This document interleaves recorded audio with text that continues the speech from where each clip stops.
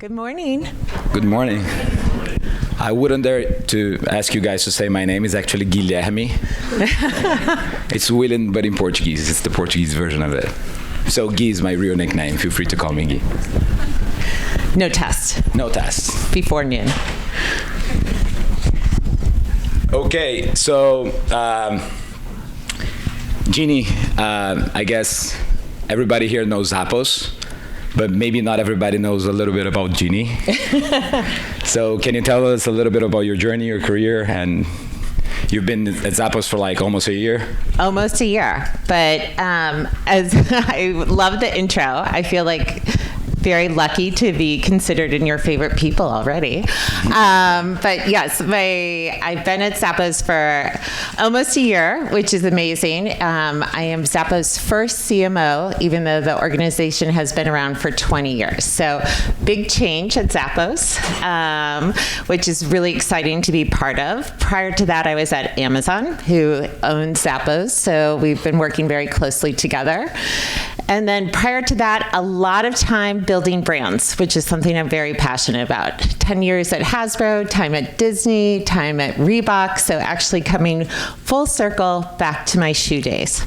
Yeah, I was imagining talking to her, like the conversation at home when she got the offer to be the CMO at Zappos. Imagine like the bar is like super high. Oh no, not only that, you're going to be the first CMO at Zappos. Like, yeah, okay, probably not that easy. Okay, so before I start with the first question, I would like to say this.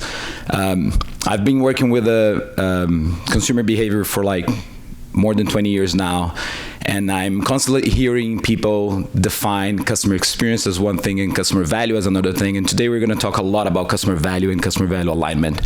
And these are two different things. And Zappos is considered the king of customer value and customer value alignment. And how is that different?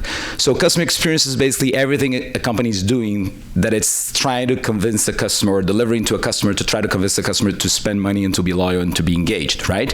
All the way from branding and advertising to, if it's a brick and mortar, to the cleanliness of a store. All of those things, they cost a lot of money and they're all experiences. But when it comes to customer value is just a fraction of that consumers perceive, and that actually triggers them the behavior of engagement, of expenditure, of being loyal, right? And again, Zappos has been managing to deliver customer value consistently over the years. Capturing customers' attention looks very different than 10 years ago, especially after COVID. I guess COVID changed a lot of that as well. Not only changed the way people behave, but also if you think that before COVID, people was more resistant to change, vendors, for example, and after COVID, we kind of learned that was okay. So how are you approaching marketing at Zappos in a different way today to make sure that you keep consistently delivering customer value? Yeah, and I love that framework, Guy, starting us off that way, because I think we use terms and mix a lot, so it's a good framework for discussion. I would say, to your point, what Zappos has always done and what we consistently do today is think about the customer as more than a number. And I think everyone in this room would say, of course, as marketers, we don't do that. But the reality is, in the day-to-day, it's very easy to get lost in the data, especially in now the AI data and the behavioral data and the transactional data, and start to lose sight of that whole person and why they are doing things. And I think at Zappos, the key to success in the early days was really understanding that customer.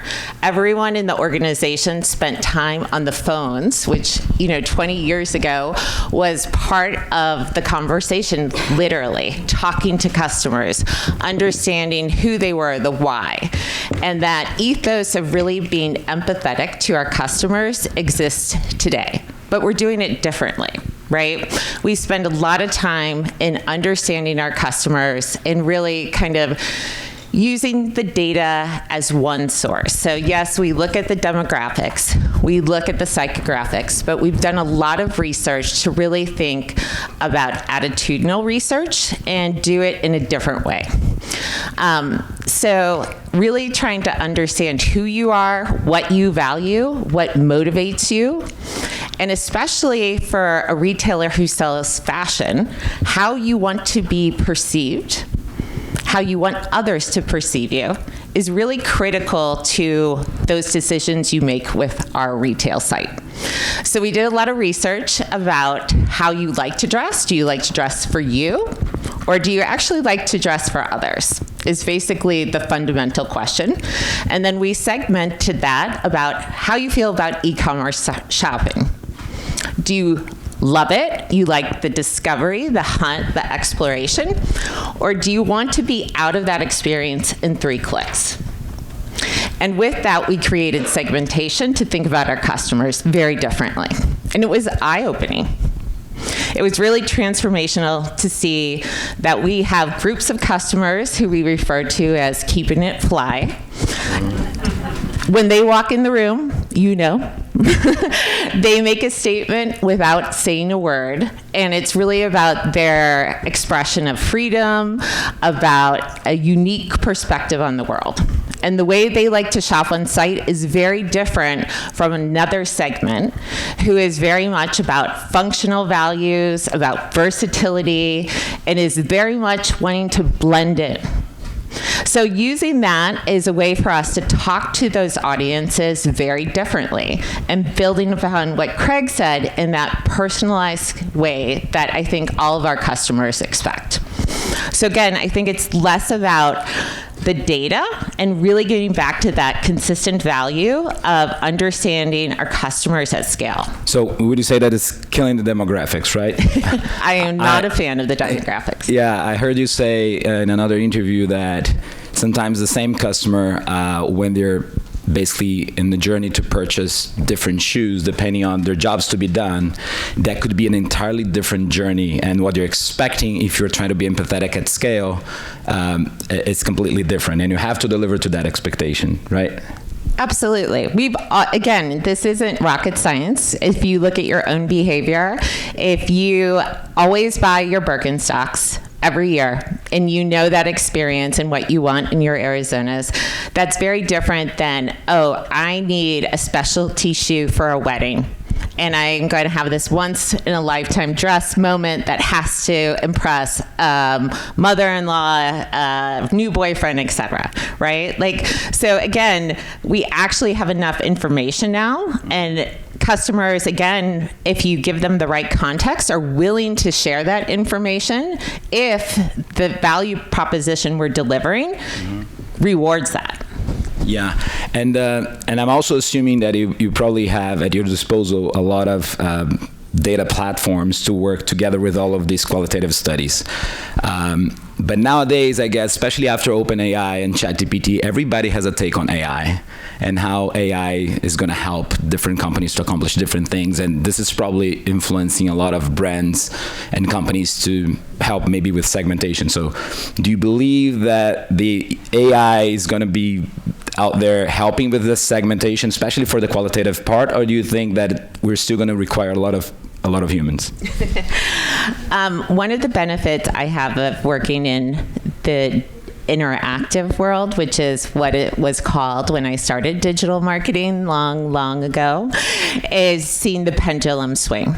Right? So I actually started working in this medium in college and participating in Reebok, who had one of the first websites for brands. And at that time, there was no data. It was all art. And then we moved to all data, and the data told us exactly what to do, and everyone got promoted if you just followed the data. Then we saw that fall off a cliff and the art come back. And then really smart data people not knowing what to do, right? So I think for me, it's always the combination, right? The AI will give us great insights, but if you're not able to translate those insights to your business goals, I don't care who you are or how good the data is, the business will not move forward. So it's always that balance of creativity and thinking and translating that back to your audiences, especially for marketers. Like, our role is to always help the organization see that consumer. And so translating that to an operations team to think through how delivery, how our speed actually makes a difference to those consumers is incredibly important. And the AI alone can't do that. Yeah. Okay, changing topics a little bit. There's something that I love to say, and I repeat that a lot at Worthix to my team, is that especially as an entrepreneur, there's no such a thing as a business, as a company. It's all about people. And after you work for a while with consumer behavior, you truly understand that, because in the end of the day, if you're trying to get that exchange of value, that it's, I deliver something that it's valuable to you and you deliver money in return, you give money in return. So if you don't understand about people, you're not going to go anywhere with your business. So Zappos has a very difficult challenge, I would say, that you master it, which is Zappos competing not only with online retailers, but also with brick and mortar. How are you tackling that challenge in a unique and expected way? I know that you have the social first. I know there is a lot of investment in real life experiences. And can you tell us a little bit about that? Absolutely.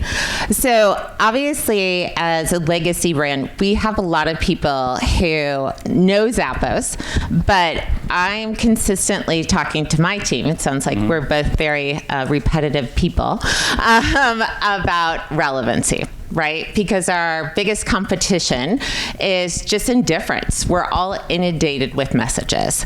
So for a brand like Zappos, it's really critical that we are part of cultural conversations. And that, of course, today is happening in social more than ever. So we spend a lot of time thinking about what is the right way to bring the brand to life in those authentic ways. A great recent example would be a conversation we had with the green M&M. So I don't know if you guys remember, the green M&M had some controversy because of her shoe choices when she went from her boots to athletic shoes. We, of course, jumped on that because we believe everyone should be able to change shoes all the time. It makes everyone much happier. I validate this. There's a lot of great AI data on this point as well. So then when Mars said they were retiring the characters as part of their Super Bowl stunt, we jumped in, announced her as a shoe influencer for Zappos, and we started that conversation in social, but it didn't stay there, right? We were able to leverage her on the site. Like any good influencer, we gave her a discount code for her influencers to shop the site, and we made it a full 360 campaign. Now, for us, that was a very unexpected way, but authentic to talk about a conversation and bring the brand back into a very crowded Super Bowl time without leveraging big budgets and all of that. And what about the Superstitions survey? What was that? Can you tell we have mouthfuls? But it's authentic. It is. Another thing we love is that obviously in social, our consumers are talking all the time about trends, right? Shoes and whatnot. There's a lot of superstitions about shoes. Like if you receive shoes, it's a sign that your relationship is headed for disaster and breakup, right? People are nodding. Okay. Was it true? Okay, see, you are in the majority. So we did a lot of research, polled consumers, talked about these, and are using these as kind of facts to drive conversations about truths in whether it's fashion, about red nails, and does that make you more appealing, shoe gifting, whether you should be wearing socks with your Birkenstocks is raging right now in debate. All of these topics, again, for very relevant conversations for us and our brand partners. So not creating our story or narrative in social, but really allowing consumers, again, to drive that conversation and us facilitating it is the... So it's an outside-in process. It's like a lot more empathetic than you deciding and letting them speak and understand so you can deliver something that is truly meaningful for them. But I also know that you're not only having initiatives, but also partnerships. So you're partnering with different companies, like a baseball team, for example, that it's a really fun one. Can you tell us a little bit about Savannah's Bananas? Yes. Do we have any... Savannah Bananas, sorry. Do we have any fans of Banana Ball in the room? Yes. Yes. So for those of you who have yet to embrace the Savannah Bananas, they are a TikTok phenomenon with billions of views, but they also are a baseball team that think a Broadway show, Harlem Globetrotters, and this is before the first pitch is even thrown. So they have a breakdancing empire, senior citizen line dancers, and they really have transformed baseball by taking out everything that made it slow. The reason we partnered with them is because they share our core values. Right? They are about serving their fans at all costs, about making an experience fun and rewarding and a little bit unexpected, which is the same as we think about our Zappos brand. And that's really our ethos for how we bring experiences to life. So they have been approached by everyone on this growth trajectory. They have refused sponsorships. And yet when we started to talk with them, they said there is a marriage here that has been brewing for years. So we agreed to be their title sponsor. We're their exclusive footwear provider, which means that we're not going to have signs up in the fields. It means we are going to do very unexpected, a little bit weird things during the game. We're creating exclusive product for their fans that will be sold on Zappos. And as they tour, you will see lots of very irreverent, entertaining content across the social, both for our Zappos and the Savannah Bananas. Yeah, so I guess weirdness and fun are like core values. Absolutely. Which is amazing to say as a brand steward, right? Yeah, that's great. Like another thing that I heard you say another day was that when you were in the recruiting process to work at Zappos, that it took maybe, I guess, 2 full interviews and they never asked you a single question about your marketing skills. It was a lot about culture, family, and all that. So keeping the conversation at the partnership thing, like we know that one of the secret sauces of Zappos is making sure that the value that the company shares with the team, with the employees, is something that somehow overflows to the customer and to customer value. How do you do that when you're picking your partners? So how to make sure that because it's a different brand, it's a different team, it's a different CEO, it's a different leadership structure. How do you transfer those values and cultural values when you're selecting a partner? It's an amazing question. I think it's actually very similar to how we think about our employee conversations. We don't think about our sponsorships, about what are necessarily their marketing strategies, their pitches. It really gets back to core values. And we literally started the conversation and said, if Zappos was a sports team, who would it be? Okay.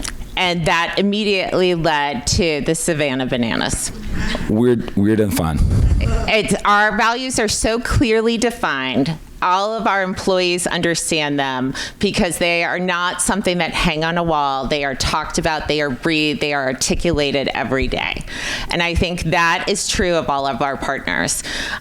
So when we have a conversation, it is not difficult. Either in the first 5 minutes, we know we are aligned, or we know, you know what, you're an amazing brand, but not the right fit for us. And so with that, we can get very clear on what are the right synergies we bring to market together. Mm-hmm. And then it makes the conversations unlike any other kind of sponsorship or partnerships, because you're not negotiating like, oh, we'll do this or what, we'll do this. It literally is a conversation where my legal team is incredibly frustrated with me because the agreement's like, we're just going to do a lot of crazy shit together. Mm-hmm. And they're like, could you be more specific? And they're like, do we have to? Mm-hmm. Like... I love it. So I'm going to interrupt. First off, Savannah Bananas, if you folks are unaware of this team, incredible organization.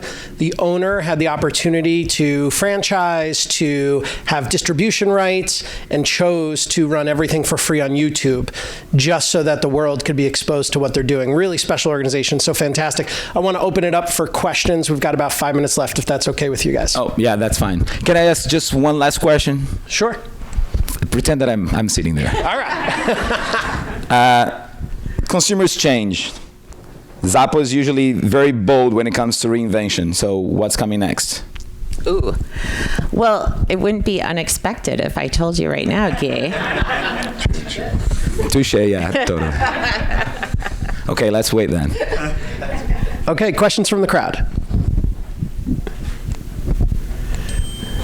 Who are you wearing, Ginny? I wish I was dressed like Todd, dude. There.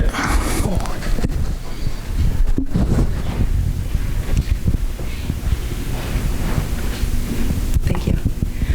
So it's been a while since I've actually shopped on Zappos. I don't know what changed or why I'm no longer shopping on Zappos, but how are you using digital or programmatic to engage shoppers and bring them in?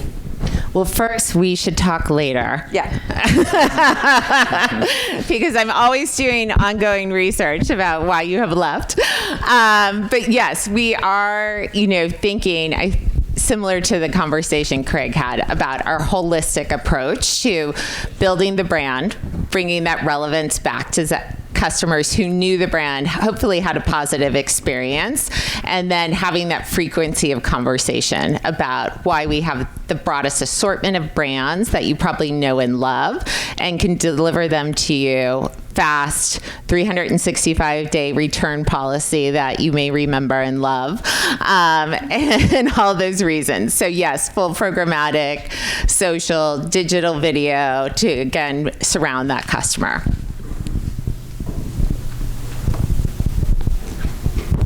Just kind of building on that and being a customer-centric company that does a lot of research, and you said you're always doing research, what tools are available to you right now for the type of research that you're conducting with your customers? Yeah, so we have actually pretty good suite because, one, as part of Amazon, we can tap into those, as well as we have created real-time tools both on the site. There's always surveys going up now to engage customers who have purchased, who are shopping, et cetera, for feedback. And I think also a bit unique from what I've experienced in the past is the volume of Zappos customers who participate. It is not that subset who is actually just kind of known for responding to surveys. We get huge volumes every time we ask about feedback. So we're trying to maximize that as well. Yeah, similarly, I had not shopped on Zappos in a very long time, but then I did buy a pair of Adidas recently. Great experience. Got the wrong size. I ordered the wrong size. Okay. Thank you for clarifying that. Super easy. Got on customer support, returned, right size delivered within like a matter of 2 days. It was awesome. So it's like the traditional Zappos that I remembered is being carried through. So it's awesome. Thank you for sharing that. Making you work today, buddy. Here, I'll beat you. Here you go. Thank you. Hi, good morning. I really loved how you're talking about personalization or just delivering on customer value props, being way more attitudinal in not only your marketing, but your experience overall. And I'd love to hear how you're connecting what's happening in the marketing space with the actual e-commerce experience that you're delivering for your customers. Yes, that would be to Guy's question. Some of the things that are rolling out and we're working through for more to come this year. She doesn't want to talk about the future now. We're trying. We're very close to Area 51. Shh. Too close. Okay, well, thank you so much.